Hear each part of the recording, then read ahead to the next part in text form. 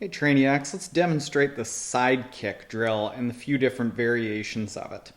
So side kicking is just a further progression of overall kicking. We want to maintain all the same things that we did with kicking, and we often do it with a snorkel and fins. So it's just a further progression getting us closer to actual swimming. So typically when we start doing side kicking, we, just like regular kicking, we have a snorkel and a fins. We want to keep our eyes pointed to the bottom of the pool. We want to keep our upper body stationary, as fixed as possible. And we want to have back of head, butt cheeks, heels at the surface of the water back here. So think about basically the same things that you developed and the body tightness that you developed with that kick, and we're just bringing that into a bit of a side kicking motion, getting us closer to regular kicking. So how you execute this is very similar to that regular kicking with a couple of different changes. What we're going to do is we are going to extend one arm out front, and that arm is going to come straight out front from our shoulder. If we go forward a little bit, we want to see it right out front, not in front of our head, not out to the side, and we want to have that extended straight out, palm facing down, fingertips pointing to the opposite end of the pool. And take a look at this. See how the hand doesn't move whatsoever? That's critical. You want to keep that hand completely stationary, regardless of whether you're doing this with a snorkel or fins and a snorkel.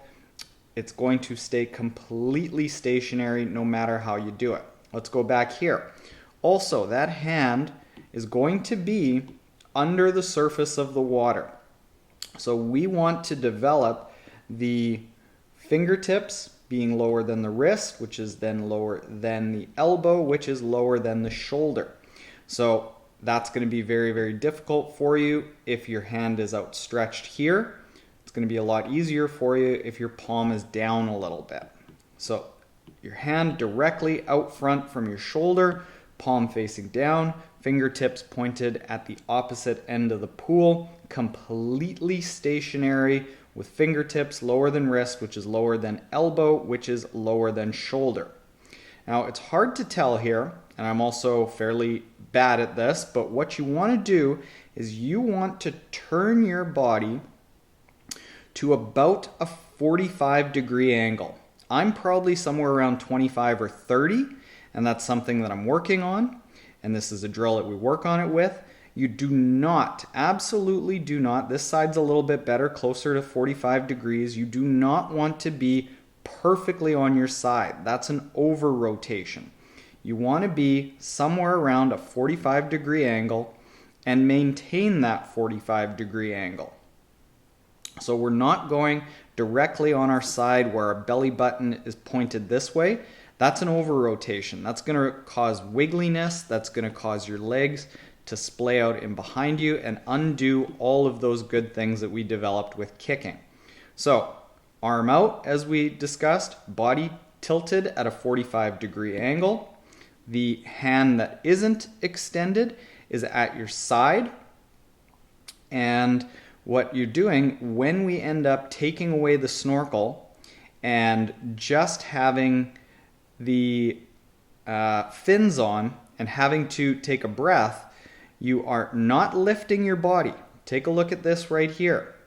You see that the body basically stays stationary.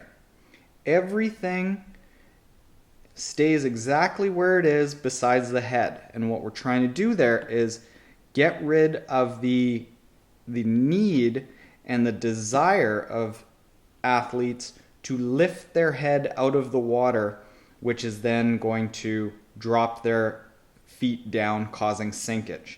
So this is just getting us closer and closer to a normal swim stroke, and it's an extension of the kick drills, and that's how you, and one final thing that I want to mention, we'll go back.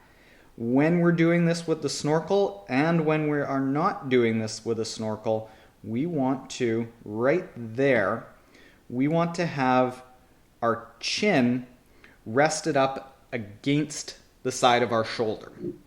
And that's the proper place to have your chin when you're swimming. It's going to be harder when you're doing a full stroke, and we work towards it, but don't expect that it happens when we're doing a full stroke all the time.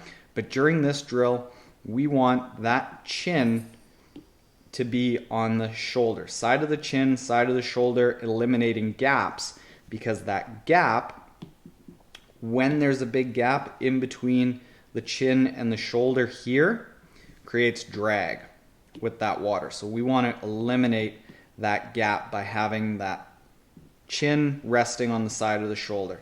And you can see that, we'll skip forward just a little bit, even when right there, that gap is still eliminated, and I'm working on keeping the chin on the shoulder, go under the water, and you should be able to see that that gap right there has been eliminated. So that is how you do side kicking. Same sorts of focus points, whether we're doing this with fins and snorkel, or whether we're doing this just with fins, or we occasionally even do this just with a snorkel and no fins. So all of those touch points are going to be exactly the same regardless of how we do it. And in the workouts, it's set up to build from one to the next. So that is side kicking.